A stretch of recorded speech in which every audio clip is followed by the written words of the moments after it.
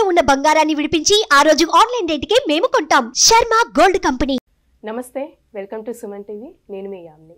ప్రస్తుతం మనతో ఉన్నారు ప్రముఖ ఆధ్యాత్మికవేత్త, ప్రముఖ జ్యోతిష వాస్తు పండితులు సుభాష్ శర్మ గారు ఉన్నారు. గురుగారితో మనం మాట్లాడదాం. నమస్కారం గురుగారు. శ్రీమాత్రి నమమ్మ.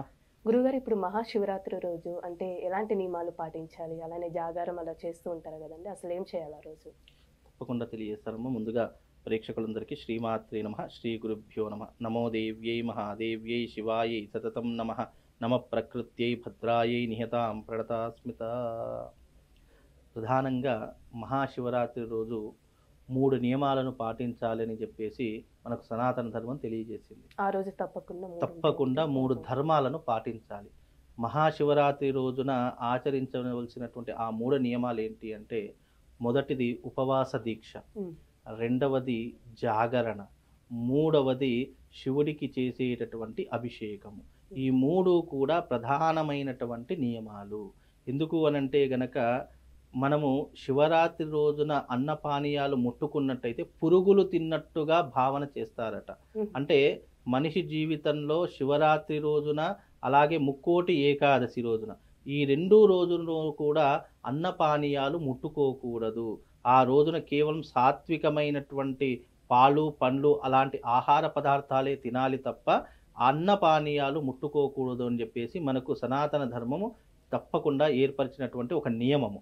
అయితే ఈ నియమాలను మహాశివరాత్రి రోజున తప్పకుండా ఎవ్వరైనా సరే, ఎలాంటి వారైనా సరే ఆచరించాలి అని చెప్పడం జరిగింది.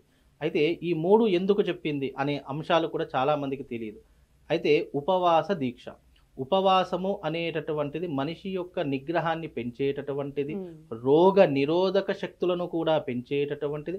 అంటే ఇటు సైంటిఫిక్గా కూడా, ఇటు సనాతన ధర్మం కూడా తీసుకుంటే అన్నీ కూడా సైంటిఫిక్ రీజన్స్ అన్నీ మన సనాతన ధర్మంతోనే ముడిపడి ఉన్నాయి. అవి వేరే ఇవి వేరే అని కాదు. అలా ఉపవాస దీక్ష చేయడం వల్ల శివుని మీద ఏకాగ్రత పెరుగుతుంది, భక్తి అనేటటువంటి మనకు పెరుగుతుంది.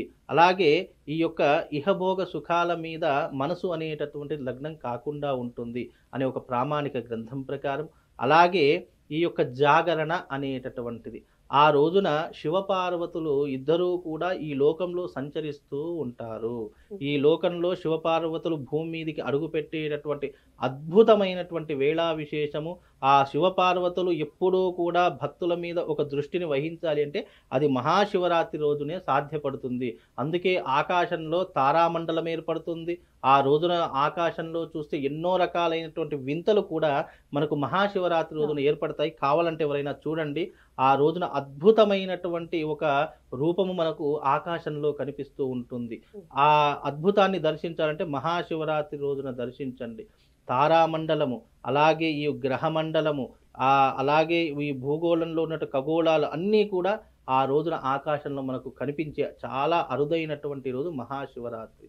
అలాగే ఈ యొక్క ఉపవాస దీక్ష, జాగరణ ఎందుకు చేయాలంటే, ఆ రోజున మనం నిద్రపోకుండా శివధ్యానంలో ఉండాలి. శివుడి యొక్క నామస్మరణతో ఆ రోజంతా గడపాలి. ఎందుకంటే సంవత్సరకాలం పాటు ఎలాగో చెయ్యవు, నువ్వు శివుడి జోలికి వెళ్ళవు, శివాలయానికి వెళ్ళవు, కనీసం అభిషేకం చెయ్యవు, నమస్కారం చెయ్యవు. ఈ 3 కూడా చేయనటువంటి కాలము ఏదైనా ఉంది, అది కేవలం ఈ రోజులలో చేయకపోయినా ఆ భగవంతుడు అనేటటువంటి వాడు క్షమిస్తాడో లేదో కానీ ఈ శివరాత్రి రోజున చేయకపోతే మాత్రం అస్సలు క్షమించడు. కనుక మనిషిగా పుట్టినందుకు ఈ మానవ శరీరానికి జాగరణ శివరాత్రి రోజున ఆచరణ చేసుకోవాలి. అలాగే అభిషేకము దేనికోసము? ఈ యొక్క జన్మను వృద్ధి చేసుకోవడానికి. మనల్ని మనము సెల్ఫ్గా ఎప్పుడైతే ప్రొటెక్షన్ పొందుతామంటే, ఇలాంటి మహత్తరమైనటువంటి రోజులు వచ్చినప్పుడు ఎవరి కోసమో చేసేటటువంటిది కాదు, మన జీవితము మనం వృద్ధిలోకి తీసుకురావడానికి అభిషేకము, అర్చన, అలాగే హారతి, ఈ యొక్క పూజా నియమాలు ఇవన్నీ కూడా మనల్ని మనం వృద్ధి చేసుకోవడానికే తప్ప మనం చేస్తే ఎవరికో ఏదో వస్తుందని కాదు. ఇప్పుడు ఎలాగైతే, ఉదాహరణకు చిన్న విషయం చెప్తాను. ఇప్పుడు చాలా భారీగా వర్షం పడుతుంది. వర్షం పడుతున్నటువంటి కాలంలో వర్షాన్ని ఆపేటటువంటి శక్తి మన దగ్గర లేదు. కానీ వర్షం మన మీద పడకుండా ఒక గొడుగో, ఒక రెయిన్ కోటో ఎలాగైతే మనల్ని మనం సెల్ఫ్గా రక్షించుకుంటామో, అలాగే ఇలాంటి మహాశివరాత్రి రోజున మన జీవితాన్ని మనల్ని మనం వృద్ధి చేసుకోవడానికి, జీవితంలో అభివృద్ధి పొందడానికి ఈ అభిషేకాదులు కూడా అందుకే ఉపయోగపడతాయి. అలాగే ఈ మహాశివరాత్రి రోజున ఈ 3 నియమాలతో పాటు ఆ రోజున వీలైనంత వరకు సేవను చేసుకోవాలి. మన దారిద్ర్యం తొలగాలన్నా, మనం చేసినటువంటి పాపకర్మలు తొలగాలన్నా దానికి ఒకే మార్గము సేవా మార్గము. దానికి మించినటువంటిది ఇంకోటి లేదు.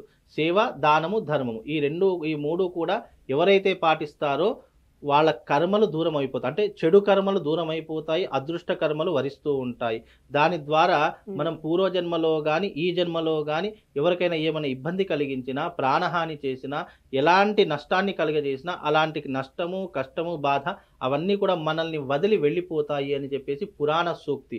ఎప్పుడైనా దానము, ధర్మము ద్వారా మన ఐహిక భోగ సుఖాలను పెంచుకోవచ్చు.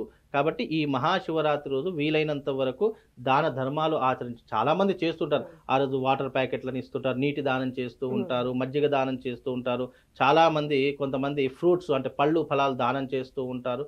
ఇలా ఎన్నో రకాలైనటువంటి వ్యవహారాదులు చాలా ఆలయాలలో అక్కడక్కడ మనం చూస్తూనే ఉంటాము. ఇలాంటివి చేయడం ద్వారా పుణ్యాన్ని పెంచుకోవచ్చు. అలా చేస్తూ ఎవరైనా చేస్తున్నా మనకు స్తోమత లేదండి, మాకు అంత దానం చేయాలి, మనకు స్తోమత లేదు, ఏం చెయ్యాలి? ఎవరైనా చేస్తున్నారు అంటే వాళ్ళ దగ్గరికి వెళ్ళి కనీసం సహాయము, సహకారాలు అందిస్తే కూడా ఆ పుణ్యం అనేటటువంటిది విశేషంగా కలుగుతుంది. కనుక మహాశివరాత్రి రోజున అందరూ కూడా ఈ 3 నియమాలను పాటించండి. ఈ 3 నియమాలు ఎవరైతే పాటిస్తారో పరమశివుడు వాళ్ళని జీవితాంతం రక్షిస్తాడు. కేవలం వాళ్ళ కుటుంబాన్నే కాదు, వాళ్ళ తరతరాలను రక్షిస్తాడు అనేటటువంటి విశ్వాసము, నమ్మకం మన సనాతన ధర్మం ఏర్పరిచినట్టు ఒక గొప్పనైనటువంటి ఔన్నత్యం. కనుక దీన్ని నమ్మి చేయండి. మీ జీవితంలో తప్పకుండా మార్పు కనిపిస్తుంది. కష్టము, నష్టము, దుఃఖము, బాధ ఇవన్నీ రాకుండా ఆ పరమశివుడు ఎప్పుడూ కూడా మిమ్మల్ని రక్షిస్తాడమ్మా. గురుగారు, ఇప్పుడు ఆలయానికి వెళ్ళిన వాళ్ళు ఉంటారు కదండి, ఇప్పుడు ఇంట్లో కూర్చొని ఏదైనా ఒక మంత్రం అంటూ తప్పకుండా చదవాల్సింది అలాంటిది ఏమైనా ఉంటుందమ్మా. ఇప్పుడు శివుడికి సంబంధించినటువంటి ఎన్నో శ్లోకాలు ఉన్నాయి, మంత్రాలు ఉన్నాయి, అలాగే కొన్ని రకాలైనటువంటి ఆచరణ పద్ధతులు ఉన్నాయి. గుడికి వెళ్ళలేనటువంటి వారు, ఆలయాలకి వెళ్ళలేనటువంటి వారు, అసలు దేవుడు అంటే నమ్మకం లేనటువంటి వారు, ఇక చాలామంది కొంతమంది మీరు అన్నట్టుగా ఉంటూ ఉంటారు. ఏ ఆలయానికి వెళ్తే ఆ లైన్లో ఎవరు నిలబడాలి, ఆ క్యూలో ఎవరు నిలబడాలి, అంత ఎండలో ఎవరు నిలబడాలి, తర్వాత చూద్దాం, ఇవాళ కాదు రేపు చూద్దాం. కానీ ఈ రోజు శివరాత్రి, ఈ రోజే విశేషం. మళ్ళీ రేపు చేస్తారంటే ఈ అద్భుత యోగం గడిచిపోతుంది. కనుక ఆలయానికి వెళ్ళలేనటువంటి వారు ఇంట్లోనే శివలింగం ఉంటుంది, ప్రతి ఒక్కరికి ఉంటుంది. మీరు ఇంట్లో అభిషేకం చేసినా ఆ పుణ్య ఫలితం ఎటూ పోదు. మనం అభిషేకం భక్తితో చేయడం ముఖ్యం, కానీ ఇక ఆలయానికే వెళ్ళి చేయాలనేటటువంటి ఇది లేదమ్మా.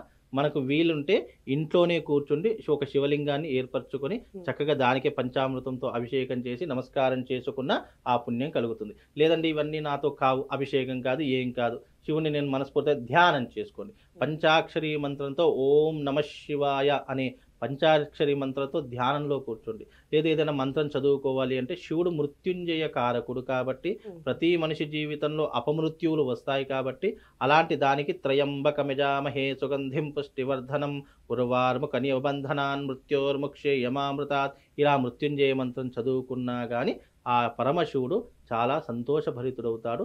ఇలా ఇంట్లో చేసుకునేటటువంటి వారు చేసుకోండి. అలాగే ఎవరైనా గోత్రనామాలతో చేసుకోవాలి, స్పెషల్గా చేసుకోవాలి అని అనుకుంటే ప్రత్యేకంగా ఆలయంలో చెరుకు రసంతో అభిషేకం చేయిస్తాం కాబట్టి ఎవరైనా ఈ చెరుకు రసంలో అభిషేకంలో పాల్గొనాలంటే మాకు సంప్రదించండి. తప్పకుండా వాళ్ళ పేరు మీదుగా, గోత్రనామాల పేరు మీదుగా చేసి వాళ్ళకు ప్రసాదం అనేటటువంటిది పంపిస్తామమ్మా. చాలా చక్కగా తెలియజేశారండి, ధన్యవాదాలు. శ్రీమాత్రే.